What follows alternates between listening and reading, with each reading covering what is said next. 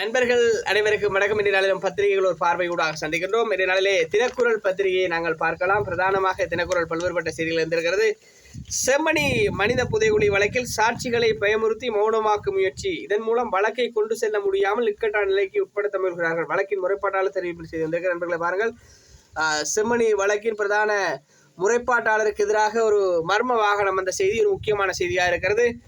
செம்மணி மனித புதைகுழி வழக்கில் சாட்சியங்களை முன்வைக்கும் போது பொதுமக்களை பயமுறுத்தி அவர்களிடமிருந்து சாட்சியங்களை பெற முடியாத நிலையை ஏற்படுத்தி வழக்கை கொண்டு செல்ல முடியாமல் இக்கட்டான நிலைக்கு செல்வதாக சொல்லப்படுகிறது. அந்த வழக்கின் முறைப்பாட்டாளர் தமிழ் தேசிய மக்கள் முன்னணியை சார்ந்தவர். அவர் செம்மணி சித்துப்பாத்தி மயான தொடர்பில் வழக்கினை தாக்கல் செய்தவர். அவருடைய வீட்டிற்கு அருகிலும் செம்மணி புதைகுழிக்கு அருகிலும் மர்ம வாகனம் ஒன்று வந்து செல்வதாக ஒரு செய்தியை அவர் பிரதானமாக தந்திருக்கிறார் நண்பர்களே. அதே போல இன்னொரு செய்தியாக இருக்கிறது. உயர் மட்டங்களைச் சேர்ந்தவர்களால் முறைப்பாட்டாளருக்கு அச்சுறுத்தல், சட்டத்தரணி சுகாஷ் குற்றச்சாட்டு என செய்தி வந்திருக்கிறது. சுகாஷ் சொன்ன செய்திதான்.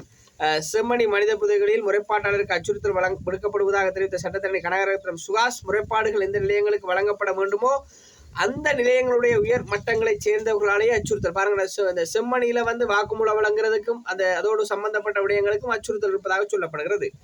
அதே போல புதைகுழிக்கு யார் காரணம், அரசு கூற வேண்டும், ராதாகிருஷ்ணன் எம்பி என்ற செய்தி வந்திருக்கிறது. செம்மணி மனித புதைகுழிக்கு யார் காரணம் என்பதை இந்த அரசு உறுதி செய்ய வேண்டும், இல்லாவிட்டால் மீண்டும் ஒரு கலவரம் ஏற்பட்டுவிடும் சந்தேகம் உள்ளதாக ராதாகிருஷ்ணன் எம்பி தெரிவித்த செய்தி இருக்கிறது. நண்பர்களை பாருங்க, இந்த செம்மணி புதைகுழி தொடர்பில் பாருங்க, அந்த அகழ்ந்தெடுக்கப்பட்ட எலும்புக்கூடுகளோட புகைப்படம் வந்திருக்கு. 4 எலும்புக்கூடுகளுடன் துணிகள் சப்பாத்துக்களும் மீட்பு. இதுவரை 56 எலும்புக்கூடுகள் செய்தி வந்திருக்கிறது. செம்மணி மனித புதைகுழியில் அகழ்வாய்வு ஆரம்பிக்கப்பட்ட பகுதி முதலாவது இடமாகவும் சந்தேகத்துக்கிடமான பகுதியாக அகலப்படும் பகுதியில் நேற்று 4 மனித எலும்புக்கூடுகள் அடையாளப்படுத்தப்பட்டுள்ள நிலையில் அது அகழ்வாராய்ச்சிக்கான 2வது பகுதியாக நீதிமன்றத்தால் பிரகடனப்படுத்தப்பட்டுள்ளது. எலும்புக்கூடுகள் தொடர்ச்சியாக வருகிறது. அதே போல 13 தடவைகள் சோதனை இல்லாமல் 2218 கொள்கலன்கள் விடுவிப்பு என்ற செய்தி வந்து, இந்த கொள்கலன் நண்பர்களே எந்தவித சோதனையும் இல்லாமல் சுங்கத்தால் விடுவிக்கப்பட்ட விவகாரம் பாரிய ஒரு விவகாரமாக இருக்கிறது. அதிலே விடுதலை புலிகளின் ஆயுதம் என்று சொல்கிறார்கள். பல்வேறுபட்ட விடயங்கள் பேசப்படுகின்றன. அது தொடர்பிலே நாங்கள் விரிவாக இன்னொரு காணொலியிலே பேச முடியும். 13 சந்தர்ப்பங்களிலே 2218 கொள்கலன்கள் பௌதீக சோதனை இல்லாமல் விடுவிக்கப்பட்டன. இதில் 999 சிவப்பு என வகைப்படுத்தப்பட்ட கொள்கலன்களும் மஞ்சள் நிறம் என வகைப்படுத்தப்பட்ட 1219 கொள்கலன்களும் அடங்கும் என்ற செய்தி வந்திருக்கிறது. அதே போல ஓமந்தையில் தனியார் காணொலி, போலீசார் விகாரை கட்டுவதை தடுத்து நிறுத்திய பொதுமக்கள். நண்பர்களை பாருங்க, அந்த தனியார் காணியில ஓமந்தையில பெரிய ஒரு விவகாரம். நேற்று போலீசார் என்ன செய்தார்கள் என்று சொன்னால், விகாரை கட்டுவதற்கு எத்தனித்ததாக அந்த செய்தி நீண்டு செல்கிறது. அதை தடுத்து நிறுத்தியிருக்கிறார்கள் வவுனியா மாநகர சபையின் தவிசாளர் உள்ளிட்டவர்கள். அந்த செய்தி தான் இந்த நாளில் வந்திருக்கிறது. ஓமந்தை காணிக்குள் போலீசார் செல்வது உடனடியாக நிறுத்தம், அமைச்சர் விமல் ரத்நாயக்கான செய்தி வந்திருக்கிறது. இந்த விடயம் பார்லிமெண்டத்திலும் பேசப்பட்டது. அதே போல அமைச்சரை இதுவரை விசாரிக்காது ஏன் நாமல் எம்பி கேள்வி, சோப்பன ஸ்டிக்கர் ஒட்டப்பட்ட அந்த கொள்கலன் விவகாரத்திலும் நாமலிருந்து எதிர்கட்சியிலிருந்து எல்லாரும் அதுதான் பேசுகிறார்கள். அது பற்றி அரசாங்கம் விரிவாக அதற்கு பதில் தர வேணும் என்ற செய்தியும் இருக்கிறது. அதே போல அமெரிக்காவிடம் சாதகமான பதில் கிடைக்க வாய்ப்பு, அந்த வரி விதிப்பு தொடர்பான விடயம் தான் அந்த செய்தி வந்திருக்கிறது. அதாவது பிரதியமைச்சர் அனில் ஜெயந்த பெர்னாண்டோ தெரிவிக்க சாதகமான பதில் கிடைக்கும் என்று சொல்லி செய்தி தினக்குரலில் வந்திருக்கு. அதே போல துபாய் உத்தரவுக்கு இங்கு கொலைகள், இசார செவ்வந்தி எங்கே, சாமர சம்பத் எம்பி என கேள்வி வந்திருக்கிறது. துபாயில இருந்த உத்தரவுக்கு தான் இங்கே கொலைகள் நடக்குது. நம்ம செய்தி பாருங்க. பிரபாகரன் இருந்த இடத்தையே கண்டுபிடித்த இந்த நாட்டில் நீதிமன்றத்தில் துப்பாக்கிச்சூடு நடத்திய சம்பவத்தின் தொடர்புடையவர்கள் இதுவரைக்கும் கைது செய்யப்படவில்லை. செவ்வந்தி இன்னும் கைது செய்யப்படவில்லை. அது முக்கியமான விவகாரம். அதே போல இலங்கைக்கு மேலும் பின்னடைவு, $6080 மில்லியன் குறைந்த இருப்பு சொத்து என்ற செய்தி வந்திருக்கிறது. இன்னும் இலங்கை நண்பர்களே, சிலர் நாங்கள் பார்க்கலாம் இலங்கை ஒரு சகஜமான நிலைக்கு செல்வதாக. ஆனால் இலங்கையிலும் பல்வேறுபட்ட பிரச்சனைகள் காணப்படுகின்றன. பொருளாதார ரீதியாகவும் பல்வேறுபட்ட ஏற்றங்கள் இறக்கங்கள் காணப்படுகின்றன என்ற விடயமும் இருக்கிறது. அதே போல தினக்குரலுடைய நாங்கள் பார்க்க போகிறோம். ஆசிரியர் தலையங்கத்தை பார்க்க போகிறோம். சுயாதீன சிந்தனை, விமர்சன ரீதியான சிந்தனை, பகுப்பாய்வை வளர்க்க வேண்டும் என்ற ஒரு ஆசிரியர் தலையங்கம் வந்திருக்கிறது. சமூக ஒற்றுமை, இலங்கைக்கான பொருத்தப்பாடு, ஜீவன் தியாகராஜாவின் கட்டுரையும் வந்திருக்கிறது. இது தினக்குரல் பத்திரிகையை பொறுத்தவரையில் பார்வையாக இருக்கிறது. நாங்கள் வீரகேசரி பத்திரிகையை பார்க்க போகிறோம். வீரகேசரி பத்திரிகை இவ்வாறான தலைப்புச் செய்தியை தந்திருக்கிறது என்ற விடயம் இருக்கிறது. பாருங்கள், வீரகேசரியை நாங்கள் பார்க்கலாம். காணாமல் போனவர்கள் குறித்து மீள விசாரணை, லலித் குகன் தொடர்பிலும் நடவடிக்கை ஆரம்பம், அமைச்சர் ஆனந்த விஜயபால சபையில் தகவல் என்ற செய்திருக்கிறது.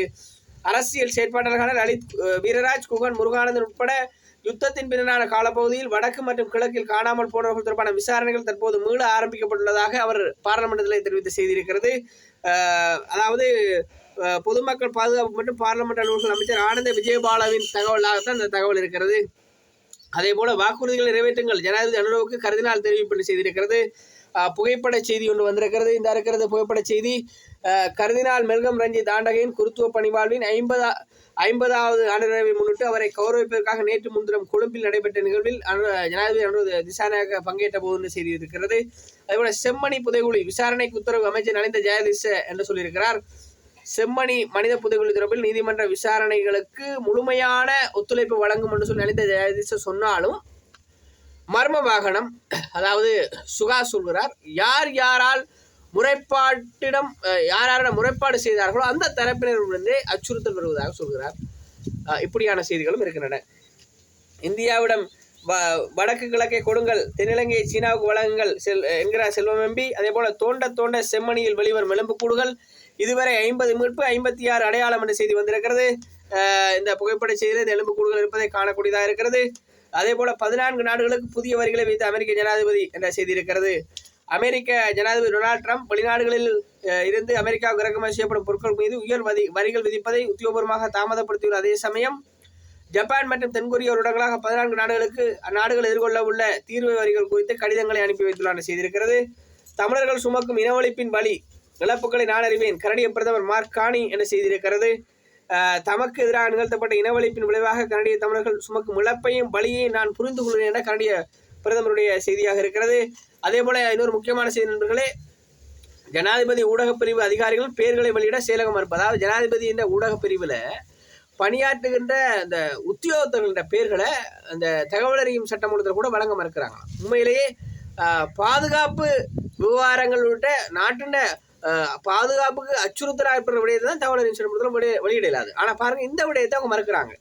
2016ஆம் ஆண்டில் 12ஆம் இலக்க தகவல் அறியும் சட்டத்தின் சரத்துக்களை காரணம் கண்டு ஜனாதிபதி ஊடகப் பிரிவில் பணிபுரியும் அதிகாரிகள் பெயர்களும் வெளியிட மறுக்கிறாங்களாம். யார் ஜனாதிபதி ஊடகப் பிரிவில் இருக்காங்கன்னு சொல்லி தகவலை அறியலாம் இருக்குன்னு சொல்லி செய்திருக்கிறது. அதே போல அரசு அதிகாரிகளுமே விசாரிக்க வேண்டிய நிலை எதுக்கு? செம்மணி விவகாரம் நண்பர்களே, உயிர்த்த ஞாயிறு தாக்குதல் செய்தி வந்திருக்கிறது. கால ஓட்டத்தில் மூடி மறைக்க இடமளிக்காத உயிர்த்த ஞாயிறு தாக்குதல் பாதிக்கப்பட்டவர்கள் நியாயத்தை பெற்றுக் கொடுக்க தேவையான அனைத்து முயற்சிகள் நான் முன்னெடுப்பேன். அதாவது உயிர்த்த ஞாயிறு தாக்குதலுக்கு அரசாங்கத்துக்கு எதிராக விசாரணை மேற்கொள்ளணும். அதாவது கடந்த காலங்களில் இழைக்கப்பட்ட அரசாங்கங்களால் தான் இந்த உயிர்த்த ஞாயிறு தாக்குதல் இடம்பெற்றதாக தான் இந்த செய்தியை அரசாங்கம் ஒப்புக்கொண்டிருக்கு. அரசாங்கத்துக்கு எதிராக விசாரணை மேற்கொள்ள வேணும்னு சொல்லியிருக்கு. இது சம்பந்தமாக உயிர்த்த ஞாயிறு தாக்குதல் ஒரு புத்தகமும் வந்திருக்கு. அந்த புத்தகம் தொடர்பாக நாங்கள் இன்னொரு காலையில் சொல்லுவோம். அதே போல நண்பர்களே, அமெரிக்காவுடன் உடன்படிக்கை அரசாங்கம் பதில் என்ற செய்தி வந்திருக்கிறது. அதே போல செம்மணி குறித்து வழக்கு தாக்கல் செய்தவருக்கு அச்சுறுத்தல். நாங்கள் சொல்லியிருந்தேன், அதாவது தினக்குரல் இந்த செய்தி வந்திருக்கிறது.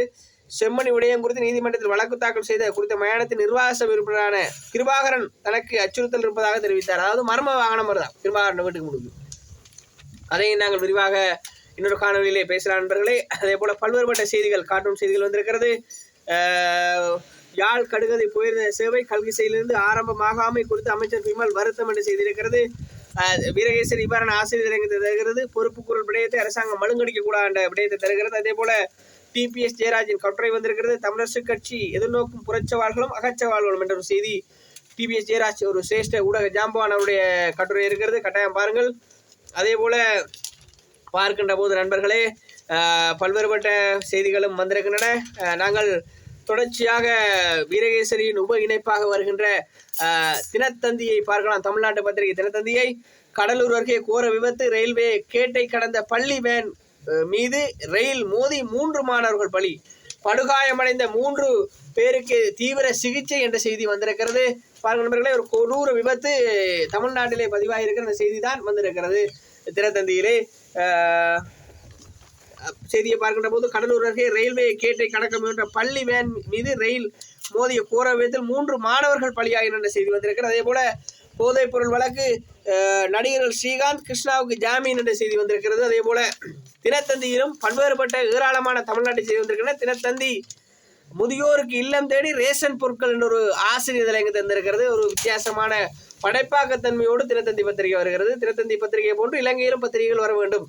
தினத்தந்தி பத்திரிகை நிச்சயமாக நிறைய படைப்பாற்றலோடு கூடிய இளைஞர்கள், யுவதிகள், முதியவர்கள் அனைவருக்குமான விடயம் இருக்கிற தினத்தந்தியிலே.